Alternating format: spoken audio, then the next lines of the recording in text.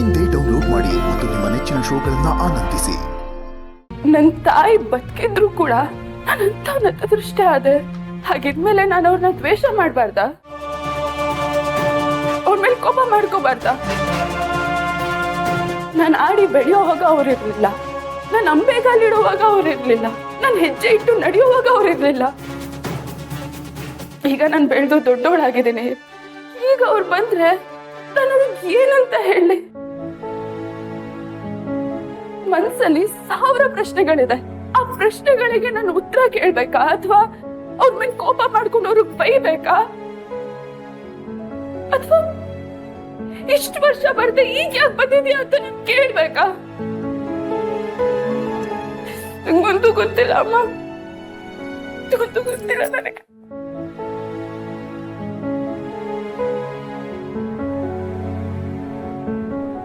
ಆದ್ರೆ ಅವ್ರು ಇಲ್ದೇ ಇದ್ದಾಗ್ಲೂ ಅಳ್ತಿದ್ದೆ, ಅವ್ರ ಎದುರುಗಡೆ ಬಂದಾಗ್ಲೂ ಅಳ್ತೀನಿ. ಅಷ್ಟು ಮಾತ್ರ ನನಗೆ ಗೊತ್ತಿದೆ.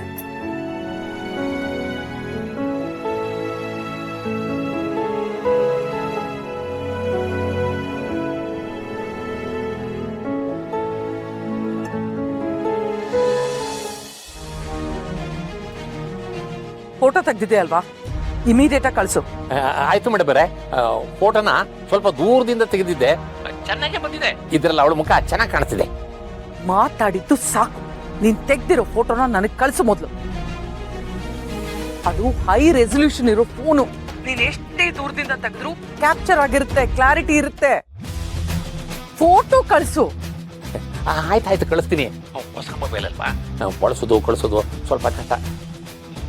ಇದು ಈ ಫೋಟೋಗಳು ಎಲ್ಲಿ ಹೋಗಿ ಕೂತಿರ್ತವೆ, ಎಲ್ಲಿ ಹೊತ್ಬೇಕು ಅನ್ನೋದನ್ನ ನಾನಿನ್ನು ಕಲಿತಾ ಇದ್ದೀನಿ.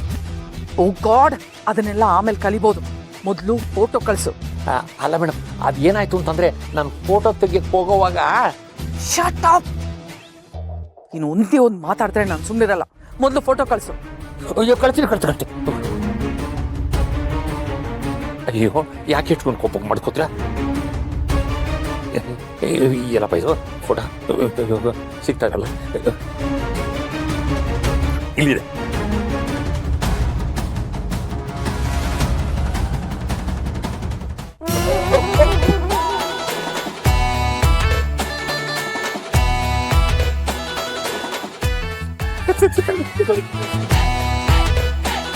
ಏನಾಯ್ತು? ಯಾಕೇನು ಮಾತಾಡ್ತಿಲ್ಲ? ಮೊದಲು ಫೋಟೋ ಕಳ್ಸು. ಮೇಡಮ್ರೆ, ಅದು ಏನಾಯ್ತು ಅಂತ ಹೇಳು. ಮೊದಲು ಫೋಟೋ ಕಳ್ಸು. ನೀವ್ ಹಿಂಗ್ ಕೂಗಾಡ್ತಿದ್ರೆ ನನಗ್ ಭಯ ಆಗುತ್ತೆ. ನೀವು ಅರ್ಜೆಂಟ್ ಮಾಡಿದ್ರಿ ಅಂತ ಆದ್ರೆ ಕಳ್ಸಕ್ ಹೋಗಿ ಡೆಲೀಟ್ ಮಾಡ್ಬಿಟ್ಟೆ ಅಮ್ಮವ್ರೆ. ಫೂಲ್, ನಿನ್ನಂತವನಿಗೆ ನಾನ್ ಕೆಲಸ ವಹಿಸಿದ್ನಲ್ಲ, ನನಗ್ ಬುದ್ಧಿ ಇಲ್ಲ.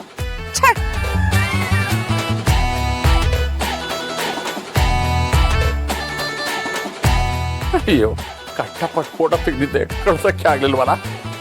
ಇರ್ಲಿ, ಏನಾದ್ರೂ ಮಾಡಿ ರಾತ್ರಿ ಒಳಗೆ ಅವಳು ಫೋಟೋ ತೆಗೆದು ಕಳಿಸ್ಬಿಡ್ತೇನೆ.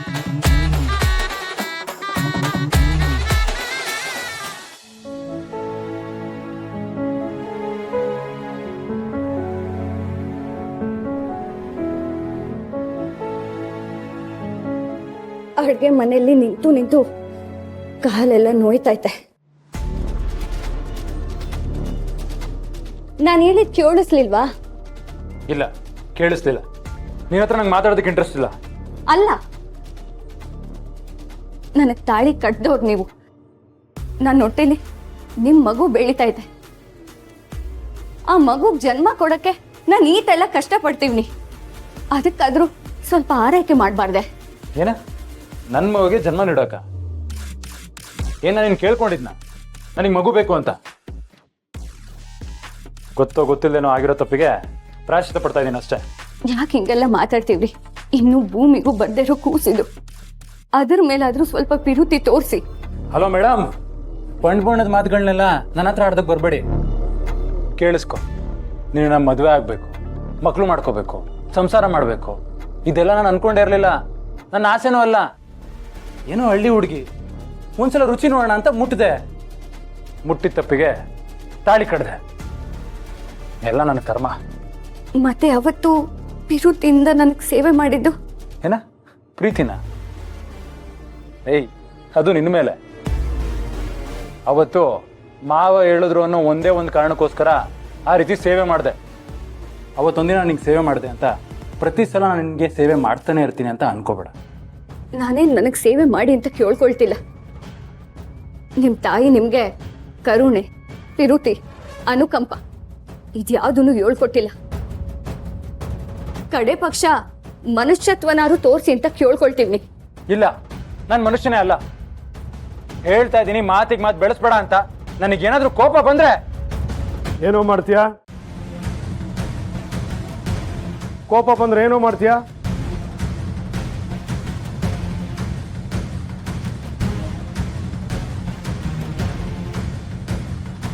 ನೀನ್ ಕೂತ್ಕೊಳ್ಳಮ್ಮ. ಕೋಪ ಬಂದ್ರೆ ಏನೋ ಮಾಡ್ತೀಯಾ? ನೀನು ಹೆಂಡ್ತಿನ ಹೆದರ್ಸ್ತಾ ಇದೀಯಾ? ಇಲ್ಲ ಮಾವ, ಪ್ರೀತಿಯಿಂದ ಮಾತಾಡಿಸ್ತಿದೆ ಅಷ್ಟೇ. ಮತ್ತೇನು ಕೋಪ ಬಂದ್ರೆ ಅಂತಿದ್ದೆ? ಆ ರೀತಿ ಎಲ್ಲ ಏನೂ ಇಲ್ಲ ಮಾವ. ಅವಳು ಕೆಲಸ ಮಾಡ್ಕೋಬೋದು, ಕಾಲು ನೋವು ಅಂತ ಹೇಳಿದ್ಲು, ಅದಕ್ಕೆ ಕಾಲುತ್ತೀನಿ ಅಂತ ಹೇಳಿದೆ. ಅಯ್ಯೋ, ಗಂಡ ಹೆಂಡತಿ ಕಾಲು ಮುಟ್ಬೋದಾ ಅಂತೆಲ್ಲ ಹೇಳಿದ್ಲು. ನೀನಾದ್ರೂ ಕಾಲು ಉದಿಸ್ಕೊಂಡಿಲ್ಲ ಅಂದ್ರೆ ಕೋಪ ಬರುತ್ತೆ ನೋಡು ಅಂತ ರೇಗ್ದೆ ಮಾವ ಅಷ್ಟೇ. ಓಹೋ, ಅಷ್ಟೊಂದು ಬದಲಾಗೋಗಿದ್ಯಾ ನೀನು? ಮಾವ, ಮಾಮ್ ಮೇಲೆ ಪ್ರಾಮಿಸ್ ಬೇಕಾದ್ರೆ. ಸಾವಿತ್ರಿ ಒಂದ್ಸಲ ಕೇಳಿ. ಸಾವಿತ್ರಿ, ಹೇಳಿ ಸಾವಿತ್ರಿ.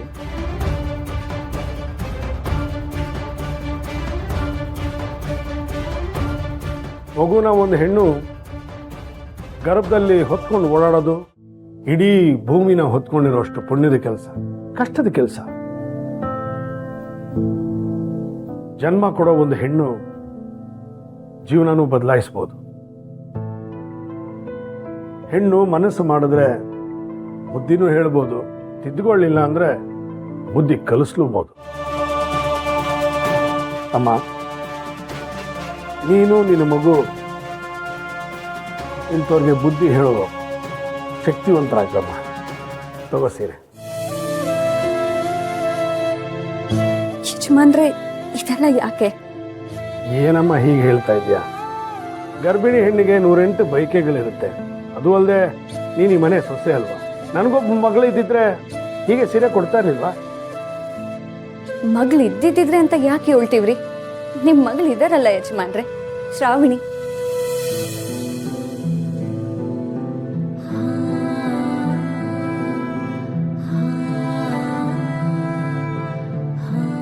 ಮದನ್, ಬಾ, ಇವಳನ್ನ ಹುಷಾರಾಗಿ ನೋಡ್ಕೊಮ್ಮ.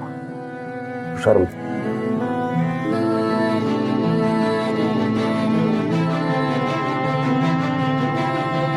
ಪರವಾಗಿಲ್ವೇ? ಅಮ್ಮ ಬಿತ್ತಿರೋ ವಿಷದ ಬೀಜ ದೊಡ್ಡದಾಗಿ ಬೆಳೆದು ಹೆಮ್ಮರ ಆಗಿದೆ. ಈ ಜನ್ಮದಲ್ಲಿ ಶ್ರಾವಣಿನಾಗರೂ ಮಗಳು ಅಂತ ಒಪ್ಕೊಳ್ಳೋದಿಲ್ಲ.